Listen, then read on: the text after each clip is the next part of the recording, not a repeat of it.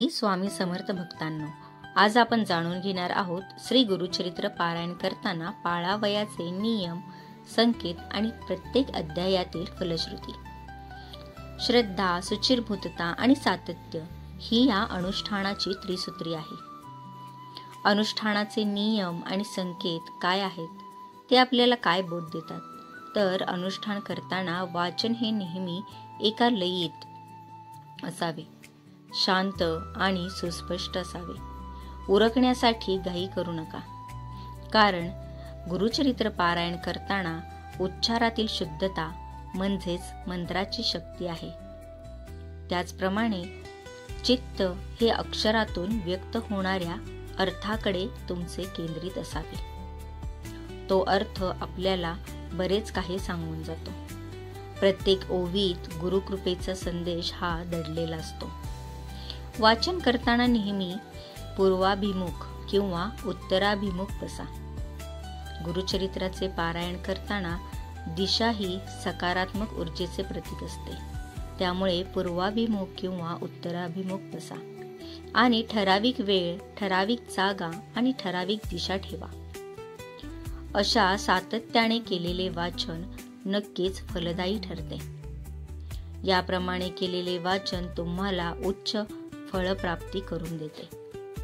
जर श्री दत्तात्रेयांची मूर्ती नसेल तर पाटावर तांदूळ ठेवून त्यावर एक सुपारी ठेवा आणि श्रद्धेने श्री दत्तात्रेयांचे आवाहन करा. गुरुचरित्र पारायण सप्ताहाच्या काळात ब्रह्मचर्याचे पालन करा.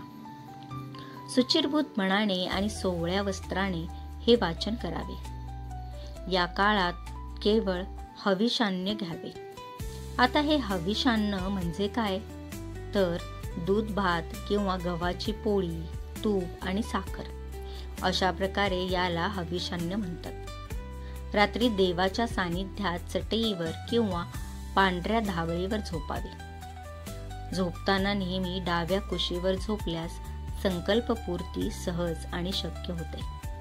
असा अनुभव बरेच भक्तांना आलेला आहे. तर गुरुचरित्र पारायण करताना तुम्ही वाचनाच्या वेळी कधीच मध्ये उठू नये आणि किंवा कोणाशीही बोलू नये. चित्त फक्त गुरुकृपेकडेच केंद्रित ठेवा. सप्ताहाचा प्रारंभ बहुधा शनिवारी आणि समाप्ती शुक्रवारी येईल. अशा प्रकारे तुम्ही गुरुचरित्र पारायण करायला सुरुवात करा, कारण शुक्रवार हा श्री गुरूंच्या निजानंद गमनाचा दिवस असतो. सप्ताह पूर्ण झाल्यावर सुपारीतून श्री दत्तात्रेयांचे विसर्जन करावे. नैवेद्य, आरती करून सवाष्ण आणि ब्राह्मणांना भोजन द्यावे. गुरुचरित्र पारायणानंतर महानैवेद्यात तुम्ही शक्यतो घेवड्याची भाजी ठेवावी, कारण हा दत्त परंपरेतील पवित्र असा संकेत आहे. तर त्याचप्रमाणे आता आपण पाहणार आहोत गुरुचरित्रातील अध्यायानुसार त्याची फलश्रुती. आता पाहूया गुरुचरित्रातील प्रत्येक अध्यायाने मिळणारी दिव्य फलश्रुती. पहिला अध्याय सांगतो, नित्य गुरुचिंतनाने संपूर्ण जीवन मंगलमय होते. अध्याय दुसरा, कलिबाधा आणि सर्व रोगबाधा नाहीशा होतात. अध्याय तिसरा, गुरुकोपाचे शमन होते, व्रताची पूर्तता होते. अध्याय 5 आणि 6, ज्ञान आणि विद्या प्राप्ती होते, दैवी कोप दूर होतो. अध्याय 7, पंचमहापापांपासून मुक्ती देतो. अध्याय 9 सांगतो की सर्व शुभकामना गुरुकृपेने पूर्ण होतात. अध्याय 13 आणि अध्याय 14 पोटाचे विकार, आजार, प्राणघातक संकटांपासून रक्षा करतात.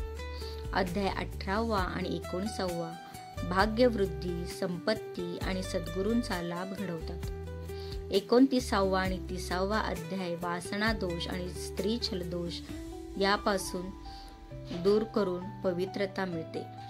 31 आणि 33 अध्याय वैवाहिक जीवनातील विघ्ने आणि दुःख टळून जाते. 34 अध्याय प्राणसंकट दूर होऊन आयुष्य वाढते. 47 अध्याय समत्व बुद्धी प्राप्त होते. 48 अध्यायाने गुरुनिष्ठा आणि समृद्धी लाभते. 51वा अध्याय समृद्धी आणि अखेरीस मोक्ष प्राप्ती घडवते. 52वा अध्याय पूर्ण ग्रंथ वाचनाचे फळ आणि श्रद्धेचे परिपाक दर्शवतो. असा हा गुरुचरित्र ग्रंथ भक्ती, मुक्ती आणि परमार्थाचा खरा मार्गदर्शक आहे. हा गुरुचरित्र वाचनाची पद्धत म्हणजे श्रद्धेने हा तुम्ही वाचन करू शकता. श्री गुरुचरित्र हे केवळ ग्रंथ नव्हे तर गुरुचरणांची आराधना आहे. दैनिक 5 ओवी जरी आपण वाचल्या तरी त्या दिवशी गुरुकृपा नक्की लाभते. वाचन करताना मन, वाणी आणि देह तिन्हीही शुद्ध ठेवा. फोन, गडबड, बाह्य संभाषण टाळा. वाचनापूर्वी दिवा लावा, थोडे नामस्मरण करा आणि मग श्री गुरूंचे नाम घेऊन वाचनाला सुरुवात करा. आता पाहूया सप्ताह समाप्ती आणि विसर्जन. सप्ताह पूर्ण झाल्यावर सुपारीतून श्री दत्तात्रेयांचे विसर्जन करा. नैवेद्य आरती करून भक्तांना प्रसाद द्या. अशा श्रद्धेने केलेले पारायण मनशांती, समृद्धी आणि आत्मिक आनंद देते.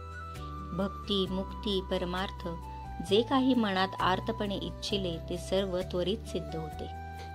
गुरुचरित्र ऐकल्याने, वाचल्याने आणि मननाने गुरुचरित्र आणि दत्त महात्म्य हे दोन्ही मंत्रसिद्ध ग्रंथ आहेत. आपले मन शुद्ध ठेवा, श्रद्धा अखंड ठेवा, गुरुकृपा नक्की लाभेल. श्री गुरुदेव दत्त. ओम गुरुदत्ताय नमः. श्री स्वामी समर्थ.